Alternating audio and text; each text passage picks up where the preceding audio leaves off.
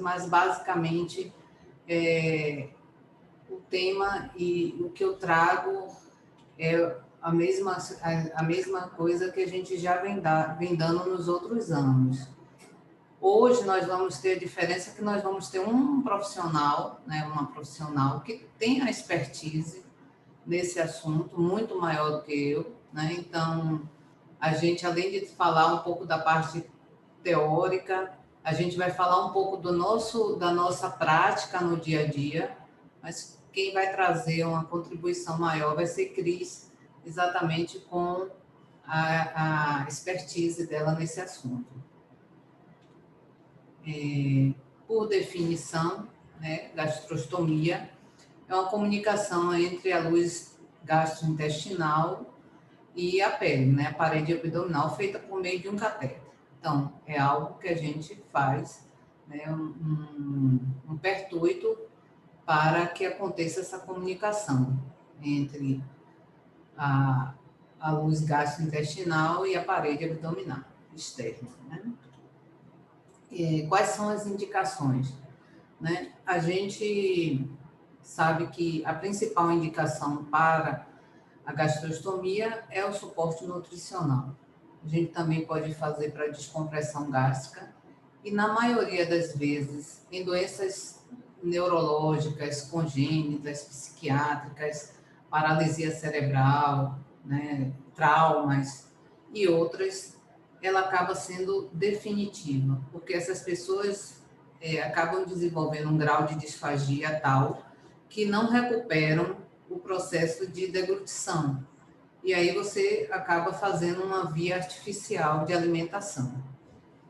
Hoje, a gente já tem alguns conceitos, principalmente em casos de pacientes idosos, idoso extremo, que vai desenvolvendo um grau de disfagia, que antigamente era indicado gastrostomia para todo mundo, mas hoje a gente não tem mais essa indicação, porque sabe que o paciente idoso extremo, ele vai diminuindo realmente a sua ingesta alimentar, sua ingesta alimentar, vai diminuindo o seu aporte calórico pelas necessidades metabólicas dele mesmo, e aos poucos ele vai realmente, vamos dizer assim, precisando menos, e acaba que até o processo vamos dizer assim, de terminalidade, de finitude da vida, ele realmente vai diminuindo. Antigamente, existia muito na geriatria a necessidade de se fornecer um aporte maior para aquele idoso, que não era um processo natural.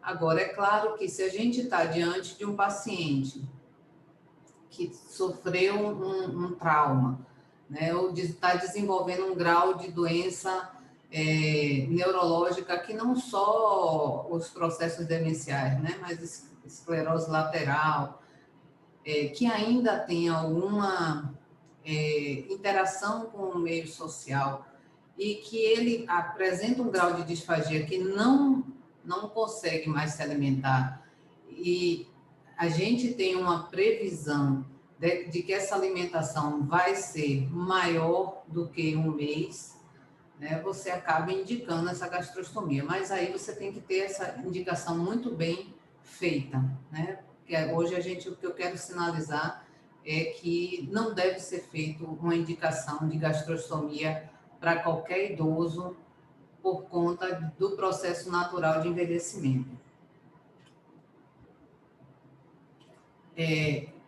A gastrostomia, ela pode ser, isso o Cris vai falar, né, a parte técnica e como ela é realizada. Então, a gente tem a endoscópica percutânea, que é a mais comum. A aberta simples, quando essa percutânea não pode, então o paciente tem uma hérnia, tem algum comprometimento, que essa não pode ser via endoscópica, e aí você acaba fazendo a cirurgia aberta simples. Em alguns casos, ela pode ser feita também laparoscópica, mas é a menos utilizada. Você utiliza, se você vai fazer uma cirurgia anti-refluxo, você aproveita e já faz o processo de gastrostomia, mas realmente a mais utilizada é a endoscópica percutânea. Então, esse processo Cris vai abordar, né? Mas o que a gente tem hoje existe a passagem do tubo da endoscopia, né? Que apresenta uma luz, você consegue identificar através da parede abdominal, tem um trocantezinho que faz esse furo, né? Esse orifício, e a partir daí é passado a sonda de gastrostomia, que a gente chama de PEG, porque é feita por via endoscópica. Cris vai abordar melhor essa técnica, então eu vou deixar para ela falar nessa partezinha toda, que eu falava mais um pouquinho, mas eu acho para não ficar repetitivo. Então, depois que esse tubo é passado, né, ele fica desse jeito, no estômago, na parede do estômago. Uma coisa que a gente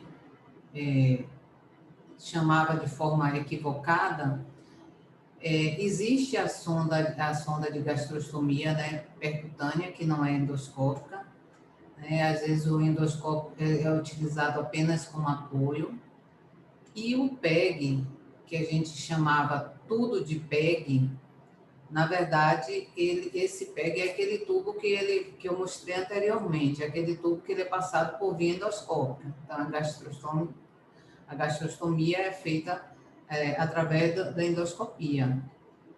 Cris vai mostrar a vocês as diferenças que existem entre essas sondas e a gente vai entender por que a gente chamava o PEG, chamava um tubo que a gente chama de a sonda de gastrostomia de PEG, que não é PEG. Na verdade, porque ele não é a percutânea, a sonda de gastrostomia endoscópica percutânea. A gente aprendeu isso. Então, aquele tubo que a gente chamava de PEG, ela é uma sonda de gastrostomia de transição. Então, esse tubo, essa sonda de gastrostomia, ela é chamada de transição. Ela contém um balão, contém uma marcação, esse anel de fixação, e existem as vias de administração de medicamento, a via que enche o balão e a via de dieta. Alguns só apresentam duas, né? Apresentam uma via só e a via de enchimento do balão. Mas essa sonda é uma sonda de gastrostomia, ela não é endoscópica, né? Porque ela não é passada via endoscopia. Então, por isso a gente não pode chamar ela de PEG. Quais são os cuidados que a gente tem que ter de orientar a família? Muitas vezes, a família, quando esse paciente está aqui com a gente, na maioria das vezes, a gente já recebe o paciente com a sonda de gastrostomia ou com o PEG, ou mesmo até já com bottom. Mas, quando a gente recebe e a gente orienta essa realização da gastrostomia, é importante que a gente deixe a família um pouco orientada, embora o cirurgião e o profissional que vai fazer o procedimento, ele faz essas orientações. E não tem só essas orientações, não. Então, tem que orientar o paciente de mais ou menos como é feito o procedimento, se vai ter ou não antibiótico, o jejum que você precisa para fazer o procedimento, se o paciente está usando alguma medicação, algum antiagregante plaquetário, algum anticoagulante, você tem que ter essas orientações todas que a gente faz em qualquer pré-operatório. Apesar de ser um procedimento simples, mas ele também requer essas orientações. Então, isso é importante que o profissional saiba para poder chamar a atenção da família no sentido de, não vá assim do nada sem fazer a entrevista com o profissional que vai fazer, sem fazer a marcação direitinho, seguir todas as recomendações que são feitas nesse pré-operatório. Do mesmo jeito, normalmente o paciente, quando ele faz essa gastrostomia, na maioria das vezes, se ele fizer de manhã, à tarde ele já está voltando para a gente. Ou quando ele faz à tarde, no outro dia de manhã ele já está voltando. Então, também é importante que a equipe saiba dos cuidados no pós-operatório, é importante seguir as orientações do profissional que fez o procedimento, mas a gente precisa também ter esse cuidado com esse paciente que retorna para a gente. Então, cuidado da recomendação para iniciar a dieta. Normalmente existe uma redução do volume da dieta, existe uma redução na frequência da dieta inicialmente para que esse paciente, para fazer esse paciente, porque afinal de contas é uma via diferente da que ele estava acostumado a fazer. Tem os cuidados que são feitos, são orientados com a sonda e os cuidados com a pele em volta da gastrostomia. Então, tudo isso ele vai passar esse período normalmente já com a gente. Então, o profissional que está assistindo esse paciente, seja médico ou seja enfermeiro, ele tem que saber que existem essas recomendações para que ele possa seguir e orientar também a família, muitas vezes, na maioria das vezes, na própria base, porque às vezes você nem reprograma a visita. Se reprogramar a visita e chegou no domicílio, ele estava no pós-operatório, ótimo. Mas muitas vezes essas informações, é importante que a gente mantenha esse paciente em monitoramento nesse dia para que faça essas orientações e qualquer intercorrência a gente possa agir. As complicações, as principais, não são essas.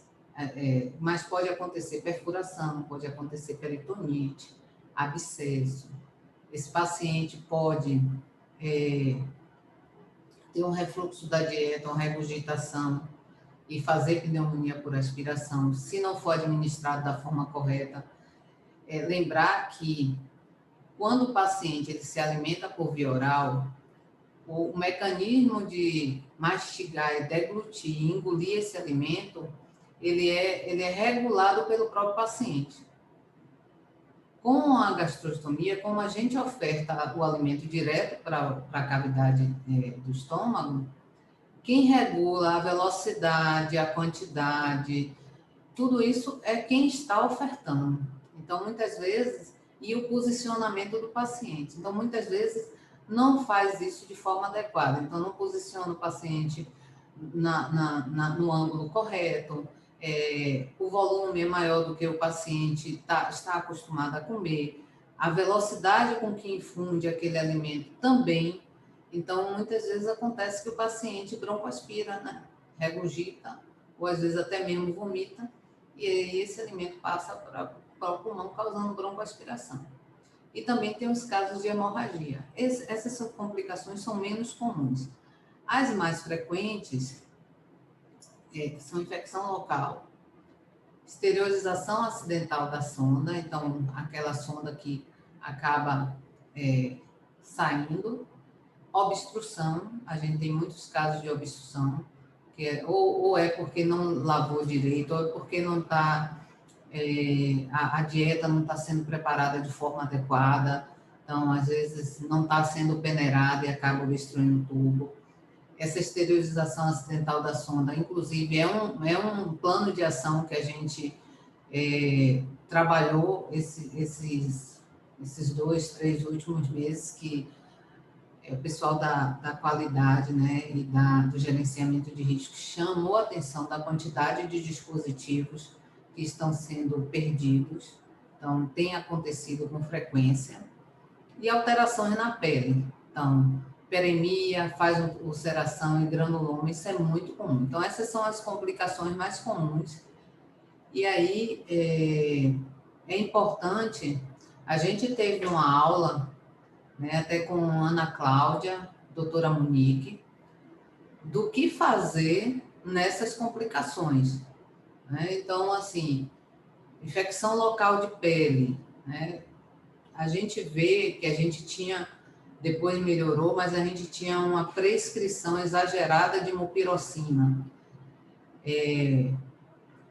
Não é o caso, a obstrução do tubo, uma boa parte das vezes as meninas com orientação de água morna, e fazer uma infusão mais vigorosa, mais com cuidado, às vezes consegue desobstruir essa sonda, mas essa remoção acidental do tubo é uma coisa que a gente está estudando porque que está acontecendo com tanta frequência, porque a perda do dispositivo, a maioria das vezes que está acontecendo é furar o balão.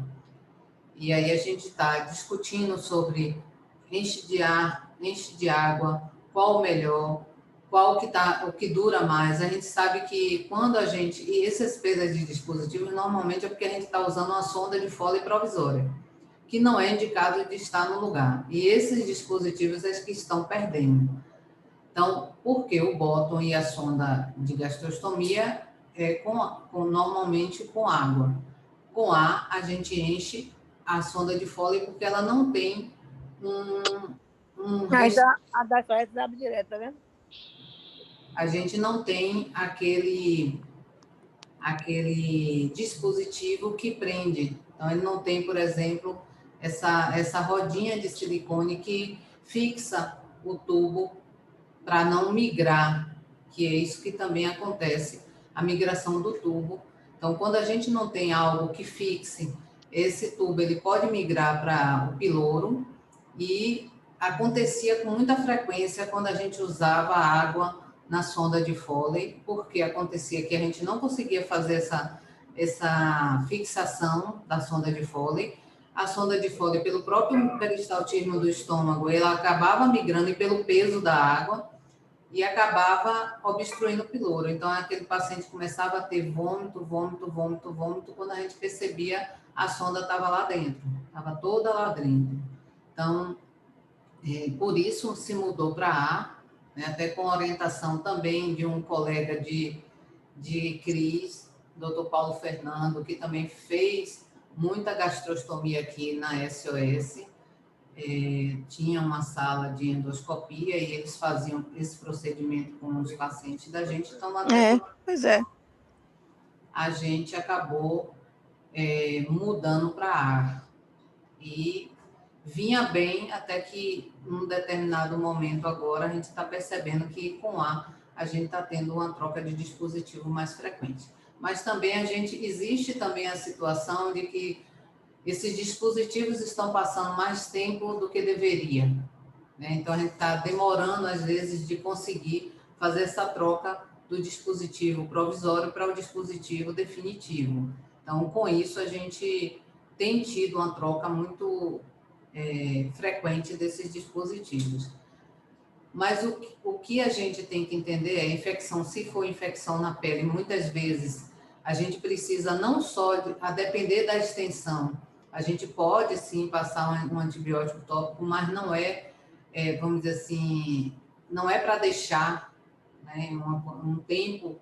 Claro, se tiver indicação a gente vai fazer, mas às vezes é necessário, inclusive, fazer um antibiótico sistêmico, a depender da extensão dessa infecção local da pele. Se fizer um abscesso, a gente vai ter que fazer um antibiótico sistêmico.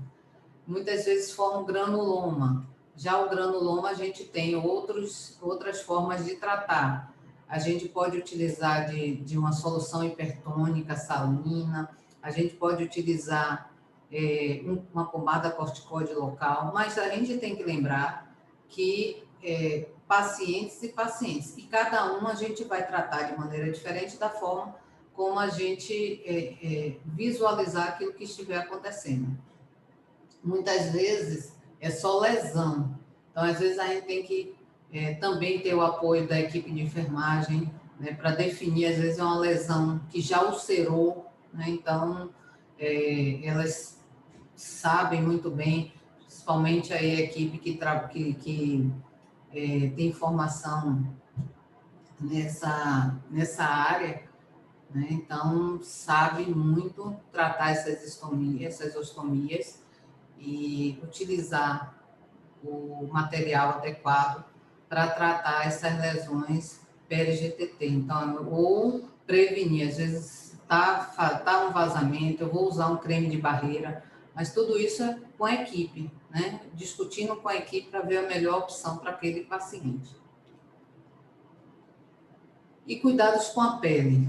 Então, a gente vê muito, isso é uma das coisas que a gente precisa, na verdade, passar para vocês. Se fosse na aula aqui presencial, eu ia pedir para que vocês dissessem quais eram os principais cuidados com a pele. E se isso que está aí na foto se está indicado. Então, o principal cuidado com a pele é lavar com água e sabão e secar bastante, deixar bem seco o local. Não está indicado utilizar gaze, não está indicado utilizar nenhum produto Dessane, nem nada, para uma gastrostomia, né, que esteja sem lesão, que esteja limpa, seca e direitinha. Então, não está indicado você colocar absolutamente nada. É lavar com água e sabão e secar bastante o local. Então, esse é o principal cuidado.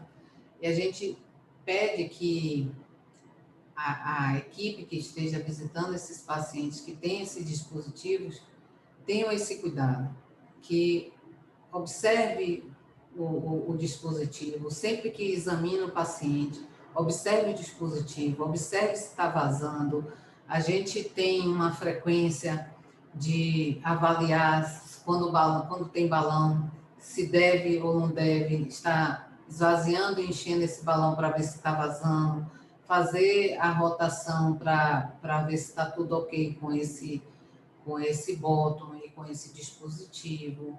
Então, esses cuidados durante as visitas domiciliares são bastante importantes, não só para o próprio profissional observar esse dispositivo, como ele orientar a equipe também de técnico que está no domicílio.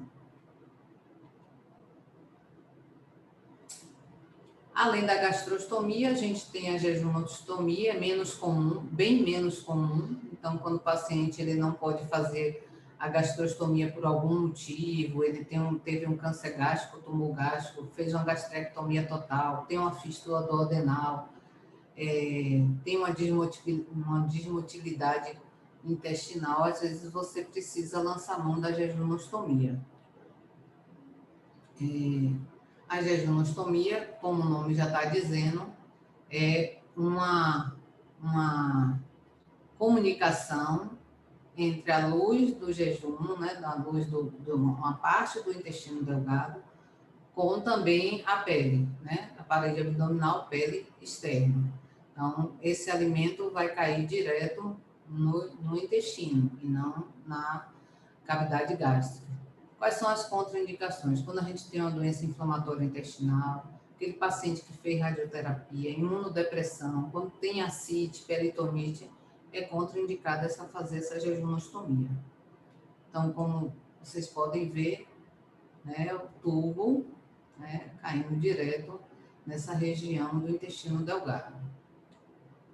Então, aqui só para a diferença, então a gastrostomia, você tem a comunicação com a cavidade gástrica e a jejunostomia com a luz intestinal.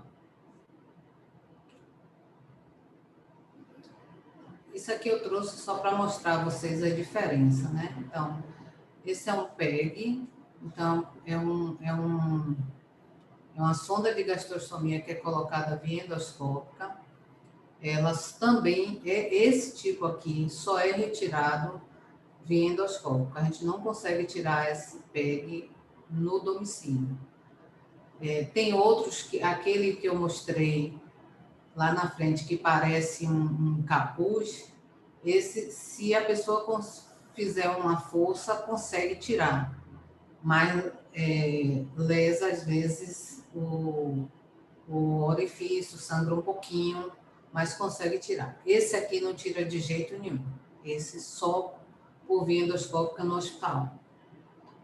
Aqui a sonda de gastrostomia de transição, que eu já mostrei lá atrás. E aqui a nossa sonda de Foley. Hoje a gente não está usando mais a de látex, a gente está usando a de silicone, né? Foi preconizado, porque é um material que tem mais durabilidade, é um material que, em termos de custo, a gente não teria prejuízo em substituir o látex, a sonda de látex pelo de silicone. e o de silicone se mostrou, vamos dizer assim, melhor para o paciente. Mas, ainda assim, o que eu chamo a atenção é que essa sonda de Foley, seja de látex, seja de silicone, ela é para o trato urinário. Então, o mais rápido que se fizer a troca por essa sonda, fazer o relatório para encaminhar para o plano autorizar o dispositivo definitivo. Não é bom para o paciente ficar com esse tipo de sonda muito tempo, que acaba acontecendo 2, 3 trocas, porque acaba furando mesmo o balão dessas sondas e acaba que traz um prejuízo para o paciente, né? Porque toda hora rompe o balão, aí perde o balão, pode perder o pertuito, né? Porque a gente sabe que se o profissional que estiver na casa não souber repassar imediatamente para aguardar algum profissional ir lá fazer a troca, ele pode perder esse pertuito porque fecha. Então, é importante que a gente que fez essa troca da sonda de Foley, porque estourou o balão do bóton ou da sonda de gastrostomia, faça de imediato o relatório assim que chegue. Porque normalmente quem troca é o enfermeiro ou o médico, e os dois estão capacitados para fazer esse relatório para encaminhar o mais rápido possível para a operadora. Então, a gente pede que não deixem de fazer, para o quanto mais rápido a gente trocar, melhor. E aí a gente não vai ter tanta perda de dispositivo, porque a gente observou que também o maior número de perda de dispositivo é com a sonda de Foley. Claro, tem com a sonda de gastrostomia também, mas é mais frequente com a sonda de Foley. Então, aqui é só para comparar, então, a sonda de gastrostomia com o bóton. É claro que se você tem um paciente, né, rígido, que deambula, mas tem um problema de alimentação e que precisa da gastrostomia, é óbvio que para ele é muito melhor ter um bóton e que vai colocar o extensor na hora de se alimentar ou fazer administração de líquidos ou medicamento. Mas para aquele paciente que é acamado, para aquele paciente que não, vamos dizer assim, não tem mobilização, também não arranca, né? Não faz tanta diferença. É claro que o bóton fica melhor esteticamente, o paciente não sente, não passa a mão, porque em algum momento ele pode passar a mão, mas aquele que não tem mobilização, pode sim ser passado uma sonda de gastrostomia, só que o que a gente observa em relação à sonda de gastrostomia, com relação ao bóton, é a durabilidade. A gente percebe, e até mesmo os fabricantes, eles sinalizam isso. A sonda de gastrostomia ele tem uma validade menor, prazo de validade menor, então muitas vezes a troca tem que ser com mais frequência. Se você tem um dispositivo que você pode estar manuseando com esse paciente com mais tempo, ou seja, menos frequentemente, é melhor. E os bótons realmente eles são mais duráveis e deixa realmente o aspecto do paciente melhor. A gente tem tido muito problema com extensores. Então, alguns bótons, seja pelo encaixe, seja pelo tipo de silicone, a gente tem tido algumas dificuldades com os extensores. E às vezes o bóton está bom, mas o extensor do bóton está ruim.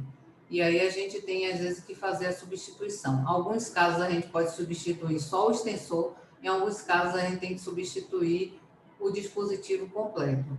Então, às vezes, esse paciente se adapta melhor a uma sonda de gastrostomia. Ou então é um paciente que tem alguma alteração no abdômen, que não consegue ficar com o dispositivo, seja ele balonado, seja ele guarda-chuva. Então, a gente já teve vários pacientes que não se adaptaram. Eu já tive um paciente mesmo que ele não se adaptava porque ele tinha uma fibrose local e que ele não conseguia, não tinha bottom que se adaptava a esse paciente, acabou que ele ficou bem com a sonda de gastrostomia. O bottom não se adapta, sempre vazava, sempre vazava, sempre vazava. E quando colocou a sonda de gastrostomia, que tem esse dispositivo que fixa mais a sonda, ele conseguia manter a sonda mais, vamos dizer assim, não vou dizer apertada, mas mais fixada na parede, e aí você conseguia que não desse tanto vazamento. Então, esse paciente aconteceu isso. Então, cada paciente pode até se adaptar a um tipo de sonda melhor. A gente já teve um paciente, esse paciente foi meu, que durante 9 anos, ele era um paciente ventilado, gastrostomizado, e muita gente vai lembrar dele, né, que é um paciente que, o seu Walter, o filho era Luciano, a esposa dele era Dona Celeste. E qual era a diferença desse paciente? Esse paciente, apesar de ser traqueostomizado, ventilação mecânica, era um paciente que não tinha técnico na casa, porque a família não queria, né? Não queria e não podia ter técnico. E quem fazia a troca das sondas de gastrostomia, que não eram sonda, na verdade, era sonda de Foley que ele utilizava, era o próprio filho. Ele trocava realmente e nunca teve problema. Ele passou anos, 8, 9 anos, usando sonda de Foley sem nenhum problema. E a dieta dele era industrializada em bomba de fusão. E usando a sonda de Foley. Então, às vezes, a gente percebe que também existe uma dificuldade no manuseio do dispositivo. Então, por isso que é importante estar treinando sempre a equipe. Eu já vi um profissional me dizer que já viu 2 situações. Administrar a dieta pela válvula que enche o balão. E já vi também um profissional me dizer que já viu o pessoal tentar administrar a medicação com agulha. E tudo isso é uma maneira inadequada de fazer a administração e que isso danifica o dispositivo. Então, a gente está sempre observando, até na hora que o profissional está lá fazendo a administração, a gente está olhando, está presenciando como ele faz, é importante. Eu vou citar aqui os tipos de bottoms, Cris vai falar, então a gente tem o Kendall Nutriport, que é balonado, a gente tem o Kendall Intristar, que é tipo guarda-chuva, a gente tem o Mickey, que é balonado, a gente tem o Boston Científico, que é tipo cogumelo, o Bard também é tipo cogumelo, o Corpac Corfo, ele é balonado, o G-Flex, ele também é balonado, e agora a gente tem um novo, que a gente vai testar, que é o Blenda. Tem um medidor de bottom, que também os cirurgiões fazem para mensurar a parede abdominal. Então, o diâmetro normalmente é aquele frente. Então, quando você vê a medida de um bottom, a sonda 24 frente, 20 frente, é o diâmetro do orifício. E o vezes 2,5, vezes 3,5, esse 3,5 é a espessura da parede, quer dizer, das camadas, desde a cavidade gástrica até a parede abdominal. E isso você pode fazer essa mensuração com o bottom, com esse medidor de bottom. E, por fim, para as recomendações. Então, evitar realizar, então, o paciente perdeu o dispositivo. Então, se teve dieta que foi administrada, evite realizar esse procedimento logo após, porque senão vai vazar a dieta muito. Sempre testar o balão do bottom. Então, se aquele bottom exteriorizou, antes de jogar fora esse dispositivo ou a sonda de gastrostomia, faz o teste do balão. Mas não é o teste do balão, aquele que você vai olhar. O teste do balão é você encher de ar e colocar num copo com água transparente e observar se vaza bolinha de ar. Então, nesse caso, você observa, porque às vezes os microfuros você só percebe desse jeito. Então, fazer o teste para ver se o balão realmente está furado E muitas vezes já está rasgado, aí você nem precisa fazer teste nenhum. Mas se você não conseguir enxergar o furo, faz o teste do balão. E se ele estiver íntegro, você pode repassar o mesmo dispositivo. Faz higiene, não é preciso esterilizar para repassar esse dispositivo. Após o procedimento, certificar-se que o dispositivo está na cavidade, então a gente tem os testes, a gente faz a rotação, a gente faz o teste de posicionamento, aspirar resíduo, Cris vai falar isso com mais propriedade, então aspirar resíduo gástrico, injetar ar, fazer a ausculta, administrar a água e observar a fluidez. Então, tudo isso você pode fazer com o teste de posicionamento para que você possa garantir que o seu dispositivo não está, por exemplo, no subcutâneo, e sim está dentro da cavidade gástrica. Então, isso é bastante importante. E eu me lembrei agora de falar uma coisa. Não, eu estava com uma coisa para falar que era importante, que é questões práticas, não era nada de técnico, não. Mas, se eu lembrar, quando a gente voltar, eu termino de falar. Mas o que é importante é sobre a questão da prática mesmo do nosso dia a dia, é exatamente isso. A gente está observando e cuidando desse paciente e dessa gastrostomia. Obrigada. Eu vou parar de compartilhar agora, porque Cris vai colocar a aula dela. Restou pouca coisa para eu falar, viu, Ana? Sua aula realmente é completa, muito boa mesmo. Eu vou passear um pouquinho sobre os dispositivos, tentar desmistificar aí a questão de nomenclatura, né? Trazer para vocês a importância da avaliação,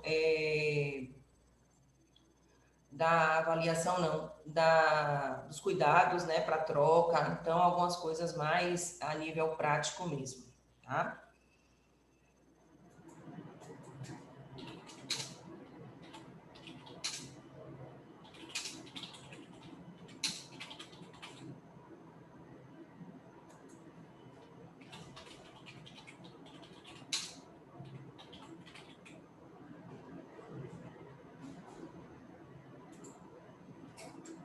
Então, como eu falei, né, a Ana deu uma aula bem completa, bem objetiva.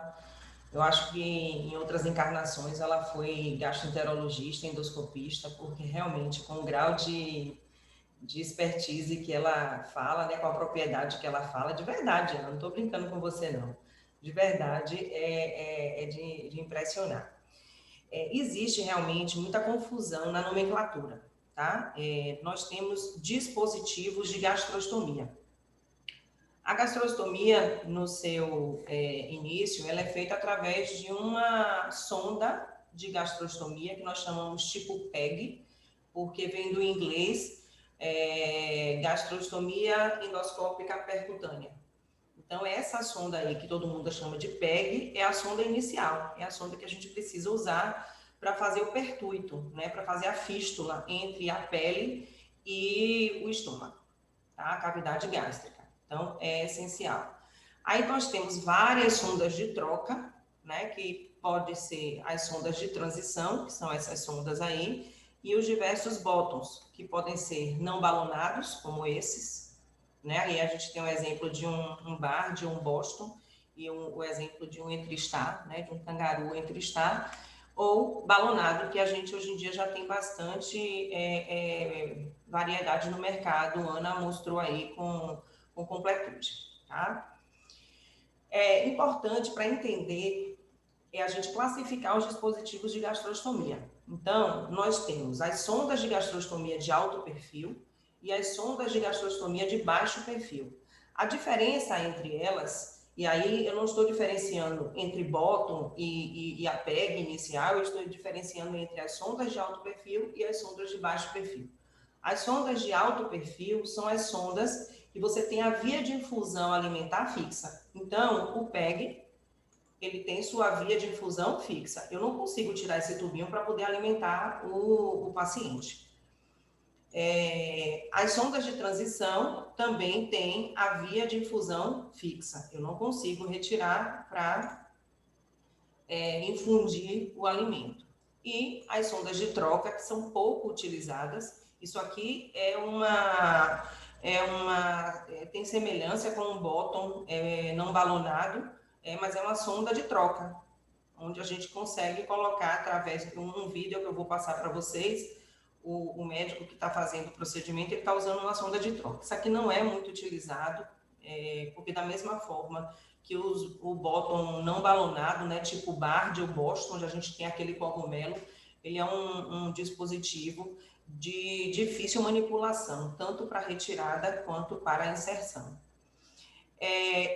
Tá dando para ouvir, gente? Tá sim. Tá ok. Joia.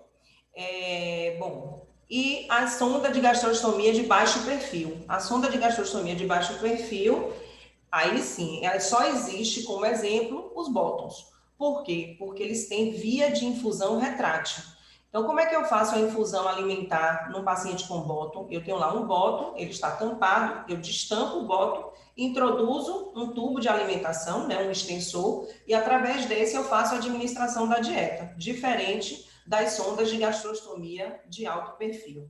Aí nós temos os exemplos dos balonados, aqui a gente tem o Mickey, e temos o exemplo dos não balonados, que podem ser chamados, né, bottom tipo cogumelo ou bottom tipo guarda-chuva. O que é mais utilizado são os bottoms da Bard e da Boston, que eles não me ouçam. Eu realmente não gosto de trabalhar com esses bottoms, porque são bottoms de difícil manipulação. Se vocês observarem, a gente tem essa haste aqui, né, essa haste siliconada, onde a gente não tem nenhum mecanismo de prensa para poder esticar esse bottom e introduzir ou retirar do pertuito. Vou chamar atenção aqui, porque já foi algo que me foi perguntado. Esses dispositivos, a gente também tem dificuldade para avaliar o tamanho deles, né? Você vê que o Mickey, logo em cima, lá no orifício de inserção do tubo, você já vê lá 24 frentes por 2 centímetros. Se vocês observarem, ó, o Boston e o Bard, nesta haste, você tem aqui, ó, em alto relevo, esse bottom aqui mesmo, ele é 24 frentes, 18 frentes por 2,4 centímetros. Conseguem observar aí nessa haste? Então, isso aí já é uma dica para você. Porque muitas vezes a gente tem dificuldade mesmo de encontrar, né? A família não é orientada a guardar a caixa, a família não sabe, não tem nenhum relatório médico, e aí é uma forma da gente conseguir visualizar. Bom, aí como eu falei para vocês, isso aí é um kit de gastrostomia, isso aí é utilizado para a realização inicial, né? A primeira vez que nós vamos fazer o pertuito entre a pele e a cavidade gástrica é feito através desse kit. Eu vou passar um videozinho aqui rápido, mas bem ilustrativo, bem legal, para vocês terem ideia. Eu vou deixar no mudo e vou tentar narrar, porque ele está em inglês, tá?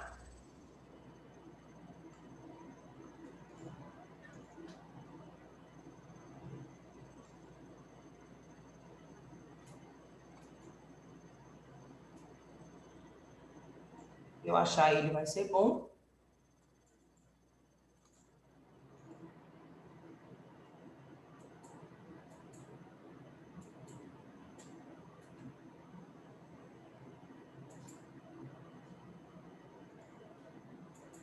Só um minutinho.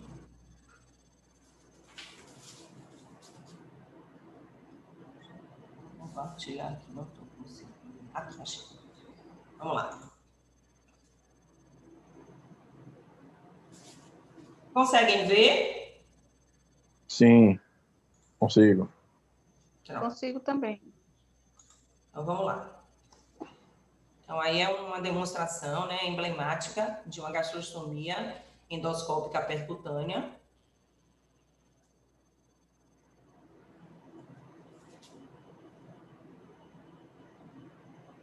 A demonstração da impossibilidade de deglutição pelo indivíduo, né, como sendo algo, uma indicação para a gastrostomia.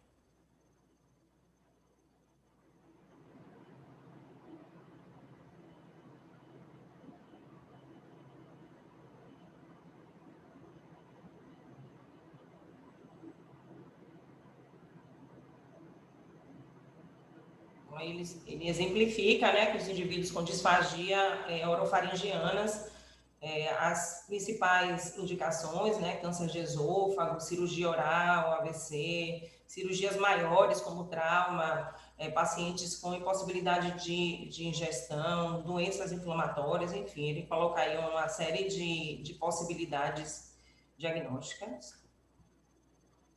Eu vou adiantar aqui um pouquinho, que esse aqui não vem ao caso.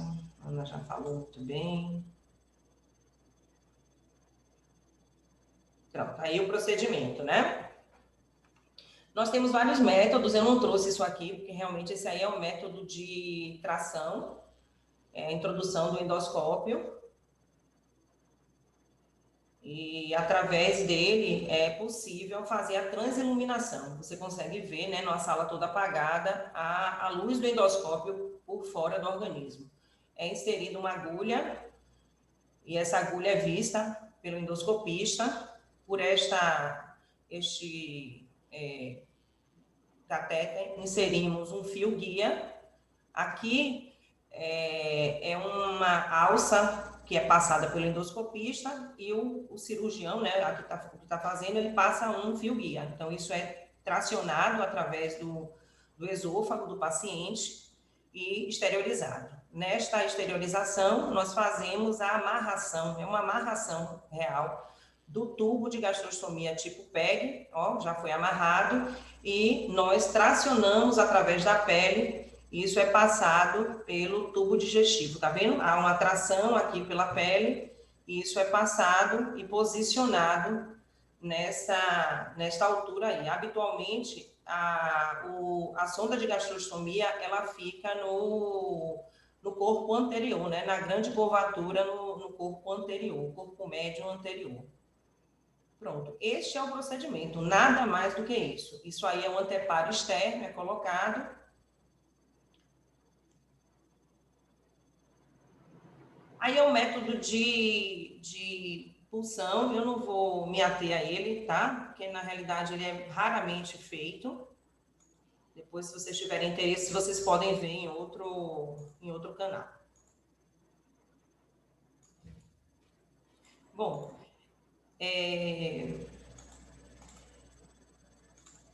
essa aqui é uma visão interna, né? De uma gastrostomia já realizada.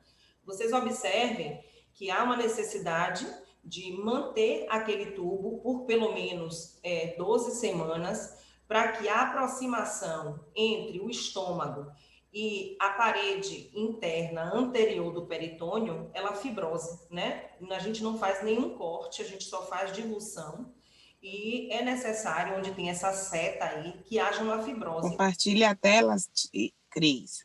Vixe, peraí.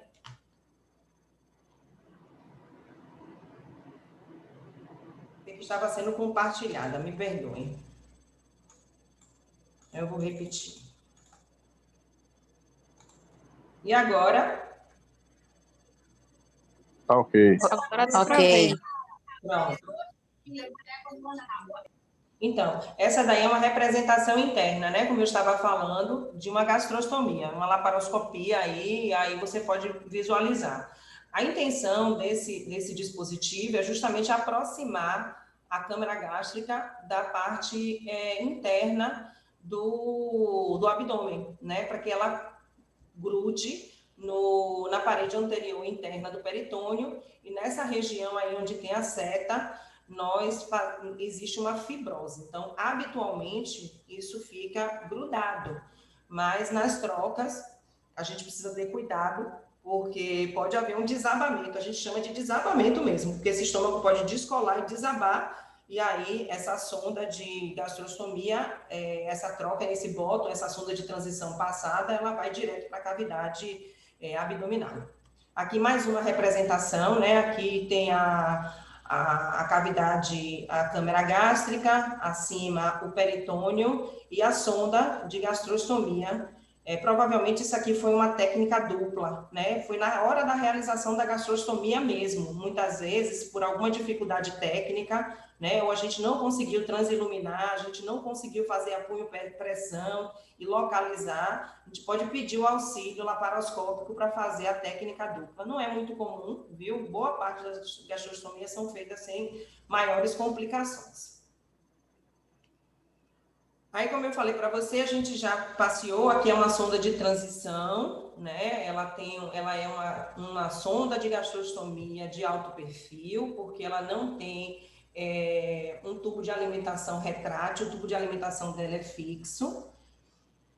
Aqui é um bóton balonado, esse aí é o Mickey, como eu falei para vocês, a marcação aí do tamanho e do calibre. Um Boston, um Bard. Aí um Entristar, né? Eu trouxe essa foto porque eu particularmente, é um dos bótons que eu mais gosto de trabalhar, é o Entristar. Ele tem um material muito durável, ele tem esses dispositivos aqui de retirada e de inserção. A gente tem aqui uma haste metálica e um apoiador do bóton. Você veja que aqui é o bóton, ele está totalmente apoiado nessa haste metálica, neste apoiador de bóton, aliás, e você passa por dentro dela uma haste metálica e estica sem maiores dificuldades. E aqui um medidor de bóton. E como eu falei aqui, isso aqui é uma sonda de troca. Ele é uma sonda de alto perfil, né? Uma sonda de gastrostomia de alto perfil, mas que é para ser utilizada com a mesma função do bóton. Ela não é muito utilizada por conta da sua dificuldade de inserção. Se a gente já tem dificuldade para inserir um bóton não balonado, passando a haste metálica por dentro da sua via de administração, imagine você fazendo uma inserção com a haste lateralizada. Inclusive, no vídeo que eu vou passar agora para vocês, dando algumas dicas de troca, o médico usa uma sonda tipo essa, mas realmente aqui no nosso meio ela não é muito utilizada. Bom, daqui a pouquinho eu volto para cá, eu não vou me alongar. Esse vídeo que eu vou passar agora para vocês, ele é um pouco longo, mas eu vou interrompendo e da mesma forma como ele está em inglês, eu vou deixar ele no mudo e nós vamos... eu vou narrando o que for necessário.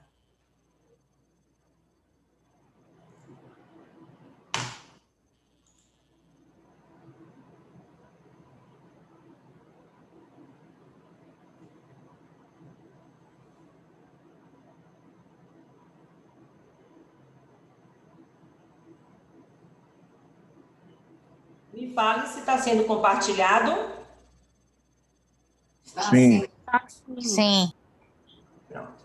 Então, como eu falei para vocês, eu vou dar uma acelerada nesse vídeo, porque ele tem 10 minutos. Aí tem um colega, né?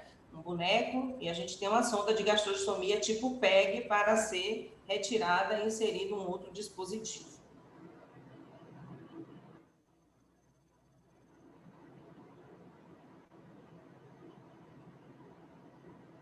Aqui ele começa a explicar, né, como é que seria removida essa sonda. Aí é uma sonda removida por tração.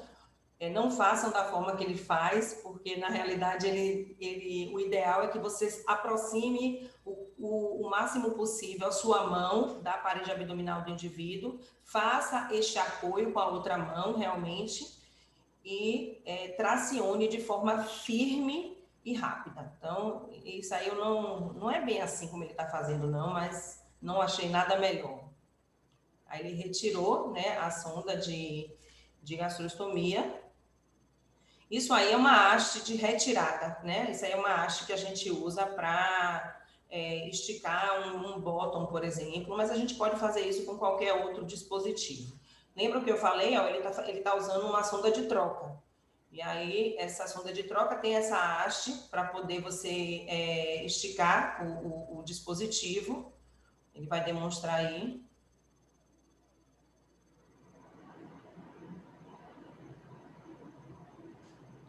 Mas o que eu gostaria realmente de trazer para vocês é essa dica. Lembram que eu falei que o estômago ele fica grudado na face interna, né, do peritônio. E se a gente não tiver cuidado, a gente pode, ao pressionar, né, ao inserir, principalmente os bottoms não balonados, este que a gente usa material metálico para fazer a pressão e inserção. Isso é muito incomum, para não dizer que não existe, com os bottoms balonados, porque nós não temos mecanismo de pressão para conseguir, né, derrubar aquele estômago, inserindo uma sonda de Foley, uma sonda de transição, ou um bottom balonado, diferente da inserção de um bottom não balonado, onde a gente usa material metálico, e esse sim, a depender, né, do nível de cicatrização desse indivíduo, a gente pode fazer um desabamento desse estômago. Ele aí agora, ele vai inserir essa haste metálica no orifício, e vocês vão observar que a haste metálica, ela direciona, ela vai mostrar para você como está posicionado, como está direcionada essa fístula. Então, ele está dizendo que vai inserir, que poderá, né, ficar posicionado de acordo com como foi confeccionada a fístula. Então, ele faz a inserção, ele não fez muita força. Observe que ele está direcionado para, né, cranialmente. Então, isso é uma dica de como eu devo inserir esse dispositivo. Eu tenho alguma experiência, né, com inserção de bottom. Eu já não faço mais isso, eu já fiz muito em minha vida, né, fazia inserção e observava o direcionamento da haste metálica. Mas hoje em dia a gente já tem um pouco mais de traquejo e aí já não faço com tanta frequência, só se realmente no momento da troca eu tiver uma dúvida muito, muito grande. Ó. Tá vendo? Ele esticou.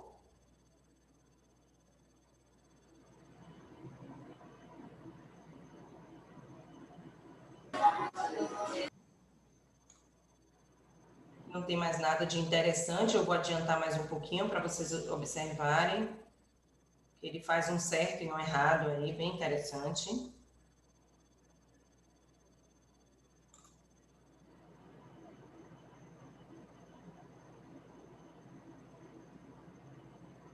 Observe, tá vendo? Ele está dizendo que essa posição é errada, tanto a posição de esticar, né, o dispositivo, quanto a posição de direcionar esse dispositivo. Observe que ele vai direcionar na mesma direção que estava apontada lá para a haste metálica e fez a inserção. Apesar de ser um boneco, realmente não há necessidade de você fazer grande força. Se você estiver precisando fazer muita força, é porque provavelmente você não está, né? Você precisa sentir o direcionamento desse dispositivo.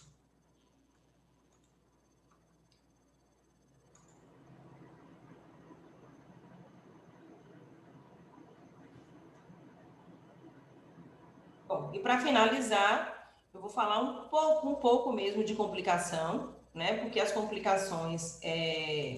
Está compartilhando? Está sim. Sim. Então, eu trouxe aqui duas complicações mais frequentes, né? As complicações da gastrostomia, né? Do pós-operatório de gastrostomia e das trocas, elas não são muito frequentes. Elas são complicações raras. A literatura chega a trazer a taxa de complicação em torno de 4 a 20% para as complicações mais frequentes, que são essas duas que eu trouxe, que é a remoção acidental e o vazamento perigastrostomia. Então, a remoção acidental, logo após a realização da gastrostomia, Se eu tenho uma remoção acidental num período inferior a 4 semanas, nós não devemos fazer inserção de nenhum tipo de dispositivo. Esse paciente, isso deve ser tamponado e nós observamos por 7 a 10 dias se esse paciente vai desenvolver algum sinal de peritonite, tá? Normalmente passamos uma sonda nasenteral. Como abaixo de 4 semanas eu posso ter escape de fluido de secreção gástrica para dentro da cavidade, algumas escolas recomendam a introdução de antibiótico, né? Outras não. Independente do dispositivo, se ele já tem mais de 4 semanas, nós temos de 4 a 24 horas para a troca. Eu acho uma janela muito alargada. Então, eu não recomendo que a gente permita que essa gastrostomia, né, que essa ostomia fique sem nenhum tipo de dispositivo por no máximo 12 horas, tá?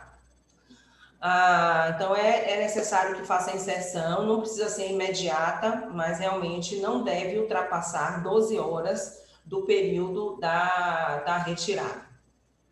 E os vazamentos perigastrostomia. Os vazamentos perigastrostomia têm que ser muito bem observados. Na grande maioria das vezes, a nossa tendência é culpar o dispositivo. Mas se o dispositivo não for balonado, se o dispositivo for balonado e o balão estiver estourado, eu vou ter um vazamento. Só que isso não é um vazamento a longo prazo. Ele estourou, ele rompeu naquele momento, eu já começo a ter um vazamento. Eu não vou ficar tendo vazamento meses a fio, por exemplo, ou de forma repetida. Se o vazamento é por um dispositivo não balonado, né, cogumelo ou guarda-chuva, existe uma tendência muito grande da gente querer que fique bem justinho, né, que a parte externa do dispositivo ela fique bem justa à pele. Não há necessidade. Na literatura, ele chega a recomendar uma folga de até 0,5 a 2 centímetros, sem nenhum tipo de prejuízo, sem nenhum tipo de risco maior para vazamento. Como eu falei, as maiores causas, né, de vazamento perigastrostomia é a gastroparesia. Nós estamos diante de um público que já tem uma tendência à gastroparesia, porque normalmente são pacientes com sequelas neurológicas, e quando eles são submetidos a qualquer tipo de evento agudo, infecção, distúrbio hidroeletrolítico, eles fazem vazamento por gastroparesia. Habitualmente, esse vazamento ele se dá perigastrostomia, né? Se ele estiver ocorrendo, que é uma outra coisa também que a gente precisa observar, se ele estiver ocorrendo pelo canal do dispositivo, né, pelo canal do bottom, por exemplo, isso aí é uma disfunção tubular, né, disfunção do tubo. No local de inserção do tubo de alimentação, a gente tem uma válvula, então, às vezes, o cuidado não é o ideal e há uma ruptura dessa válvula e aí começa a ter vazamento pelo orifício do tubo. E em casos raros, que aí é visível ao olho nu, quando eu tenho alargamento do ósteo de gastrostomia, eu posso ter vazamento também perigastrostomia. Quando eu falo em relação a essa questão da gente não deixar o bottom muito justo, é justamente por conta dessa síndrome, né? Isso aqui é uma síndrome de encarceramento que a gente chama. É o encarceramento do anteparo interno, né? O cogumelo ou o guarda-chuva, ou o cogumelo do PEG inicial. Então, ele encarcera em algum nível entre a parede gástrica e a pele. E isso traz como consequência, né? Isso ocorre como consequência de uma tensão excessiva sobre o tubo de gastrostomia. Nos casos dos dispositivos muito apertados, isso não ocorre de forma aguda, mas pode acontecer ao longo do tempo, em especial com o dispositivo que eu mais gosto, que é o Entristar, porque o Entristar, ele tem um anteparo interno rígido e isso faz com que ele possa ir se acomodando na mucosa gástrica, que tem uma representação. O A é um dispositivo apertado, mas você vê que ele não está indo para nenhuma camada entre a parede gástrica e a pele. O B, O anteparo interno, ele já está na mucosa e submucosa gástrica, e o C, você vê que ele não é mais visível na luz do estômago, ele já está totalmente encarcerado na parede gástrica. Habitualmente, essa síndrome, ela acontece ou por desnutrição proteico-calórica, proteico-energética, ou por ganho de peso. As duas coisas fazem esse tipo de complicação, ou pacientes, por exemplo, com Parkinson, que utilizam muito a musculatura acessória abdominal, ou por conta de dispositivos com anteparo interno, né? O anteparo interno é justamente essa parte azulzinha aqui do bottom, sendo ele rígido. Então, a gente não vai ver uma síndrome de encarceramento com o Mickey, por exemplo, porque o Mickey é balonado. Bom, então eram as minhas contribuições. Eu espero que eu possa ter desmistificado alguma coisa para vocês. Como eu sempre digo aqui, eu tenho o maior prazer em discutir gastrostomia. É um assunto que eu gosto bastante e espero que a aula, né, que a exposição tenha sido proveitosa. Agora estamos abertos a perguntas. Eu queria só falar o que eu lembrei, que eu acho que é importante. Pois não. O que eu vou colocar. Os bótons, eles têm uma válvula anti-refluxo. E quando eu comecei a tomar aula com os representantes, muitos sinalizavam que o vazamento não é esse extravasamento externo pelo bóton. O vazamento por dentro do bóton era muito frequente, porque as pessoas, ao invés de usar o extensor, que é apropriado para acoplar ao bóton, utiliza a seringa. E essa seringa, o bico da seringa, ela estraga a válvula anti-refluxo, acaba danificando e causando esses vazamentos internos. Então, foi isso que eu sabia que era uma coisa importante. Então, lembrar, orientar na casa, mesmo os bótons, não fazer administração de nada diretamente com a seringa. Porque isso, às vezes, a ponta da seringa consegue encaixar naquele buraquinho do bóton. Mas, se fizer isso, vai danificar a válvula anti-refluxo. O extensor é o material adequado para poder acoplar e fazer a administração do que tiver, seja dieta, medicação, líquido, seja o que for que tiver. Tem uma pergunta de Alberto aqui, que ele pergunta se todos os dispositivos de gastrostomia precisam ser rotacionados. Jamile responde sim, mas se você quiser falar, Cris, né? Os dispositivos que precisam obrigatoriamente serem rotacionados são os dispositivos onde o anteparo interno é rígido, né? Então, entre estar em especial, ele tem uma recomendação de ser tracionado. É muito frequente a gente ver síndrome de encarceramento. E os balonados, eles não precisam ser rotacionados, não. Mas o entre-estar, em especial, e o restante que tem um anteparo interno rígido, cogumelo, precisa ser tracionado com uma frequência variável, 2, 3 vezes na semana. Não precisa ser uma coisa muito frequente, né? Porque não vai encarcerar de um dia para o outro, ele vai encarcerando aos pouquinhos. Então, você tem a oportunidade, inclusive, de evitar se fizer a rotação periódica desse dispositivo. Tem uma outra pergunta. Lá em cima, a Margot perguntou sobre a frequência com que o filho... acho que foi essa a pergunta, se eu estiver enganada. Margot perguntou com que frequência o filho de seu Walter trocava esse dispositivo. Ele já devia ser orientado. Trocava a cada 3 meses. Ele não trocava com muita frequência, não. Às vezes até durava mais. Ivna também foi enfermeira dele. Edneuza foi nutricionista dele. Não era com essa frequência hoje que a gente vê a perda de dispositivos que a gente vê aqui, não. Às vezes durava até mais de 3 meses. Mas durava bastante. E era uma Foley numa gastrostomia, num GTT. E era dieta industrializada, por bomba de fusão. Essa esse tema, inclusive, Ana, ele é bem polêmico, né? A frequência de troca dos dispositivos de gastrostomia. Não existe um período fixo, óbvio que os fabricantes, eles determinam isso, talvez por testes de resistência de seu material, mas, assim, eu já tive pacientes usando de forma muito tranquila bottoms por 2 anos, né? Sem precisar fazer a troca. Agora, assim, em home care, né, internação domiciliar, como a gente tem uma logística por trás disso, em um dado momento ficou acordado, né, convencionado, a lembrar, né, para a nossa lembrança de troca, fazê-lo a cada 6 meses, que na realidade acaba sendo até uma recomendação meio que geral. Antes disso, realmente não é recomendado, mas um período razoável seria 1 ano para troca.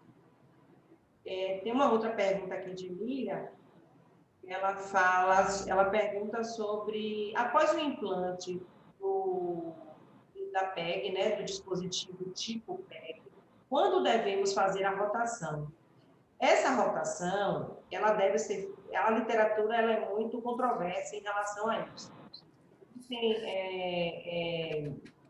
Existem artigos que falam após 48, 72 horas, e existem artigos que falam após 2 semanas.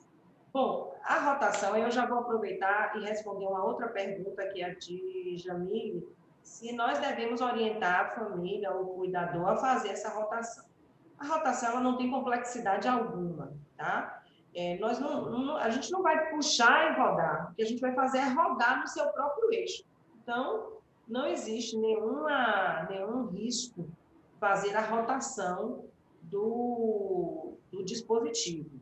O risco maior nas primeiras 4 semanas, e eu diria nas primeiras 12 semanas, é justamente o risco de enganchar, né, essa PEG na cama, na grade da cama, durante o banho, ou então, de forma um pouco delicada, o indivíduo que quer levantar com tudo, um anteparo externo para poder limpar embaixo, enfim, isso pode ir aos pouquinhos, aumentando a pressão sobre a mucosa gástrica, que pode necrosar e permitir que aquele anteparo interno ele vá se acomodando e corra o risco de esterilização.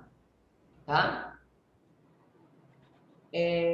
Mais uma pergunta aqui de Juliana. Na caixa do fabricante do bottom, orienta que seja verificada a quantidade de água no balão semanalmente.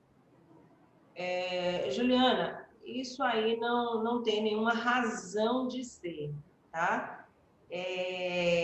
Até porque, o que acontece? A gente tem uma temperatura corporal. Então, com certeza, existe alguma evaporação, existe alguma redução do volume. Tá? Eu já vi realmente essa recomendação, mas isso na prática não é feito. A minha eu estou falando muito, viu? O extravasamento, o Bruno fala aqui, o extravasamento externo, por vezes, pode ser confundido com secreção, com pus. Posso falar alguma coisa em relação a essa questão de verificar a quantidade de água? A gente deve fazer isso quando, se por acaso apresentava, eu penso assim, apresentou alguma disfunção, apresentou um vazamento, está vazando demais, pode ser que o balão tenha esvaziado, eu acho que vale a pena a gente fazer esse teste. Mas eu também acho que não deva fazer frequentemente, a não ser que apresente alguma disfunção. Realmente existe quando a gente tomou a aula com o fabricante, ele fala isso, para que a gente faça frequentemente o teste, porque diz que às vezes pode esvaziar e isso causar disfunção, mas se o dispositivo estiver funcionando bem, estiver direitinho, eu também acho que não deva ficar esvaziando e enchendo semanalmente, não. Perfeito, amigo. Perfeito. Doutora? Oi? Posso falar, Alberto, nutricionista, tudo bem? Oi, Alberto. Boa noite. Boa noite. Tudo bom, doutora? Primeiro, parabenizar a apresentação de você e tanto a doutora Cristiana quanto a doutora Ania, assim, bem completa, abordando todos os temas importantes, as principais dúvidas. Parabenizar, mas eu tenho uma pergunta para fazer, certo? Me tira uma dúvida. Esse exemplo que a doutora Ana Rosa deu de um paciente que foi nosso por muito tempo, que usava sonda de Foley, bomba de fusão. Eu percebo que... eu não sei se tem a ver, tá? Mas acredito que tem, assim, no tempo de vida do dispositivo, né? Principalmente nos problemas com balões. A velocidade de infusão da dieta. A maioria dos nossos pacientes usam dieta embólica, né? Até porque ficaria inviável todo mundo usar bomba de infusão, até porque não tem indicação de bomba, certo? A maioria dos pacientes. Essa velocidade de infusão, caso ela seja feita de forma muito rápida, certo? Ela pode provocar dano ao balão, principalmente aos botos que são balonados? Não, Roberto, não tem. Não? De estourar ou de provocar vazamento, não, né? Não. O que a gente pode ter, que é algo bem complexo de comprovar, é que, teoricamente, alguns medicamentos podem cristalizar na superfície do balão e isso permitir a ruptura do balão. Mas em relação à infusão, né, porque ele passa por um canal interno. E eu já vi também na literatura, mas também é algo bem assim, que não tem como você fazer estudo com isso, é a temperatura, né, a temperatura da dieta infundida. Da dieta. Isso aí também pode proporcionar um desgaste do balão e ele romper. Certo. Ok. A gente sempre orienta nas visitas que a dieta artesanal, principalmente, ela seja ofertada a temperatura ambiente, entendeu? Para justamente não provocar esse dano, né? Perfeito, perfeito. Ok, obrigado. Tem perguntas interessantes aqui. Boas mesmo, de Jamile, de Bruno. Vamos por ordem. Bruno coloca que o extravasamento externo, por vezes, pode ser confundido com secreção com pus, a depender da dieta industrializada. Como confiar que não há infecção, sendo que alguns sinais flogísticos são comuns na estomia, como exemplo de hiperemia local, em pacientes que não contactam com o examinador? Posso? Linha? Oi? Então, a gente percebe, através do exame físico, né, que existe não só hiperemia local, mas se está saindo pus, possivelmente existe ou um abscesso local ou uma região que está colecionando esse pus. Então, precisa do exame físico. E existe uma característica de dieta que ela é um pouquinho diferente do pus que você dá para inferir sobre isso.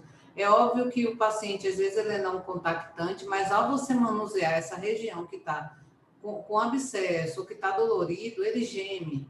Normalmente ele geme. Então, a gente dá para perceber, sim.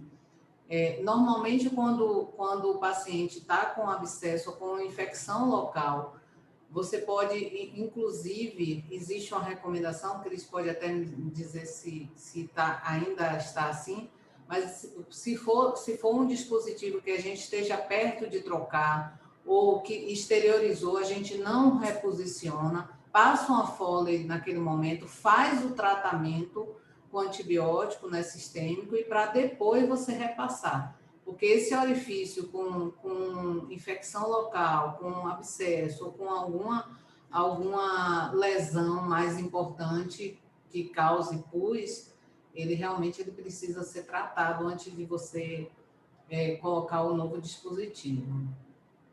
Exatamente, é isso mesmo. A gente faz essa recomendação.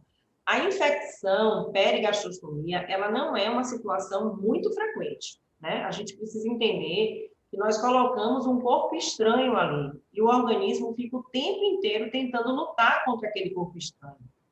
E assim, não existe dispositivo perfeito e vai ocorrer pequenos vazamentos que podem fazer hiperemia, que podem fazer irritação local, mas os dois principais sinais de infecção, né, de abscesso perigastrostomia, como a Ana falou, é dor e endurecimento da área ao redor, né? Então, habitualmente, é uma área que está endurada, que fica tipo casca de laranja. A gente pode entender que isso já é numa outra fase, numa fase mais adiante da infecção. Mas esses sinais iniciais, de fibrina, né, enfim, dessas secreções e dessa hiperemia, pode ser um sinal da tentativa do organismo de expulsar um corpo estranho. É muito comum a gente ver isso nos primeiros meses pós-gastrostomia e, habitualmente, nos últimos, assim, passados 2, 3, 6 meses, a gente já não vê com tanta frequência, a não ser que estejam ocorrendo esses pequenos vazamentos. Vazamento sempre é uma coisa polêmica.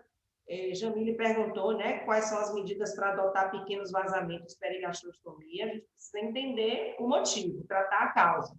Que habitualmente a causa é o que a gente conversou sobre uma gastroparesia intrínseca desse indivíduo, que já tem uma doença neurológica, e que piora com algum evento agudo, mas se não identificado um evento agudo, uma outra coisa que precisa ser pensado é a progressão de doença, né? Tem pacientes que eles já não vão tolerar o volume de dieta que a gente tenta ofertar. Então, precisa ficar ligado e entender como acontece esse vazamento, né? Eu sempre me preocupo em perguntar que momento o vazamento acontece. Você está lá infundindo a dieta e já está vazando? Pode observar que habitualmente não é dessa forma que acontece. Habitualmente, o que a gente tem, você infunde a dieta e, algum tempo depois, minutos ou até horas depois, você começa a ter vazamento perigastrostomia. A não ser que você tenha uma gastroparesia muito intensa, muito grave, um paciente que está lá com infecção respiratória grave, séptico, toxemiado, ele tem uma gastroparesia importante, às vezes você está infundindo e já está vazando. Porque quando ele está vazando logo com a infusão, sem nenhum evento agudo, habitualmente é disfunção do dispositivo. Ou o ósseo está alargado, ou ele está muito folgado, ou existe, ou se for balonado, o balão estourou, mas caso contrário, não é dessa forma que acontece. Procinéticos é uma boa opção. E ela coloca, a Jamile coloca, essa discussão, Jamile, é bem interessante, viu? Porque é o nosso maior problema aqui, o nosso dia a dia em relação ao dispositivo é isso, é vazamento. Então, é muito importante que isso que Cris está passando seja divulgado. Então, assim, pensar que vazamento, na maioria das vezes, não é problema do dispositivo. A maioria é problema do próprio paciente, com gastroparesia, ou com, já não tolerando o volume de dieta que já está sendo ofertado. Então, a gente pode fazer procinético, pode fazer medicações que ajudam, mas a gente pode também pensar em reduzir dieta para que o paciente não fique com o abdômen tão distendido. Então, pode utilizar de medicamentos, a gente tem vários medicamentos, não só procinéticos, que melhoram isso, mas a gente também pode lançar mão de diminuir a quantidade de dieta. Claro que é como o Cris disse, se o dispositivo ele já está folgado, o ósseo já está folgado, o dispositivo está com balão furado, está com alguma disfunção, aí a gente pensa no dispositivo, mas na maioria das vezes a gente não vinha tratando como vazamento como problema do paciente. A gente vinha tratando, isso foi uma coisa que foi discutida, a gente vinha tratando como problema de dispositivo. E a gente não atacava a causa. Então, por isso, a gente hoje, é importante essa pergunta e é importante o que Cris esclareceu para que a gente mude a maneira de pensar em relação a essa questão de vazamento. Perfeito. Aí Tiziana pergunta aqui, temos uma paciente nossa, Dilma, que com 40 dias ela exteriorizou o córneo. Foi passada a sonda provisória e mesmo assim continua exteriorizando a fólio. Nesse caso, é para toda semana na visita fazer o teste de balão de fólio também, ou não tem necessidade? Em relação a essa paciente, a gente está até avaliando essa paciente, porque ela está perdendo dispositivo com muita frequência e a gente não está entendendo ainda o que está acontecendo. Essa é uma paciente que, se eu não me engano, se eu estiver errada, me corrija, viu, Tiziana? Mas, se eu não me engano, é aquela que já está se alimentando via oral. É uma paciente que tem uma ingesta via oral muito grande, parece. Não fazia líquido e medicamento porque não tinha espessante, mas parece que a família já adquiriu. Então, existe aí algum mecanismo que a gente não está entendendo. talvez o volume de alimento, porque ela come o alimento, então ela está se alimentando via oral, então um alimento, é um alimento mais sólido, não é aquele alimento tão pastoso, assim, parece que ela mistura alguma coisa, porque, se eu não me engano, teve um dia que o pessoal falou que achou até macarrão. Na hora que tirou, veio até um pedaço de macarrão. Então, parece que não é uma alimentação tão pastosa, assim, parece que mistura. Então, a gente não sabe se esse volume de alimento no estômago se está causando alguma disfunção nesse dispositivo para que ele seja exteriorizado com tanta frequência. Existe também essa questão da possibilidade do ar com a água. Juliana está fazendo uns testes com alguns pacientes que trocavam com muita frequência. Acho que essa é uma das pacientes que ela está fazendo esse teste. Então, a gente está tentando descobrir mesmo o que está acontecendo com essa paciente. Exatamente. Eu ia tocar no assunto do ar, né, e da água. Primeiro que as sondas de pólen, elas não foram feitas para estar no ambiente ácido, né? Ou pelo menos no ambiente ácido com o pH do estômago, que é o menor pH que a gente tem no corpo. E essa discussão em relação ao enchimento do balão com água destilada, isso é importante. Soro fisiológico não deve ser utilizado, ele cristaliza o balão. Esse enchimento com água destilada ou com ar, ele pode pender para dois lados, né? Quando a gente enche com água, o peso do balão, junto com a movimentação gástrica, pode fazer com que esse balão migre para o piloro e a gente faça uma obstrução pilórica, com vômito e broncoaspiração. E o enchimento com ar, a perda de dispositivo. Botando na balança, talvez perder dispositivo é melhor do que a gente correr risco de broncoaspiração. Só que, como eu disse, esse tipo de dispositivo, ele não foi feito para ser inserido na cavidade gástrica. E segundo, ele foi feito para ser enchido com água destilada. A argumentação é que anteriormente era feito e que muito dos dispositivos duravam. Bom, a gente mudou a marca da sonda de Foley siliconada agora, por entender que ela tinha uma maior durabilidade, pelo material ser melhor, mas talvez a gente esteja aí diante de uma questão relacionada ao escape de ar por essa válvula de enchimento do balão, tá? Então, Dilma, a gente está aí avaliando o que é que está acontecendo. Juliana pergunta, quais medicamentos poderiam ser avaliados para uma possível cristalização no balão? Normalmente, medicamentos que contêm eletrólitos, tá? Então, por exemplo, Slowcap, Domag, os antiácidos, antibióticos. Mas, como eu disse, não existe assim, um estudo mostrando que tais medicamentos cristalizam o balão, mas, enfim, eu já tive um paciente que ele usava Slowcap com alguma frequência e quando a gente suspendeu o Slowcap, né, paramos de usar, ele nunca mais estourou o balão. Então, é meio empírico, não tem nada assim muito objetivo, não. É isso aí, acabaram as perguntas, eu acho. Deixei de prestigiar alguém, acho que não. Margot coloca aqui, seria bom ter uma atividade desta também para traqueostomia. Boa ideia, Margot. Vamos programar, sim. Eu tenho uma aula também, eu já dei a aula de Traqueostomia. Fazer desse mesmo modelo, eu fazer a parte teórica e a gente ter uma pessoa expertise, que tenha expertise em fazer essa troca, de fazer esses procedimentos, né? Que não é o meu dia a dia, e aí a gente fazer desse mesmo jeito, eu dar uma partezinha teórica, uma parte da minha experiência do dia a dia, muito mais na vivência que eu tive como visitadora, e alguém que tenha essa expertise na troca, no tipo de cânula, para que a gente possa fazer também para vocês de traqueostomia. Ok, então vamos programar. Se ninguém tiver mais nenhuma dúvida, nenhuma questão, a gente encerra a exposição aqui. Você é gastro, mas você tem experiência também para traqueostomia, também pode ajudar. Margot está aí perguntando, Margot tem pneumologista de mão cheia.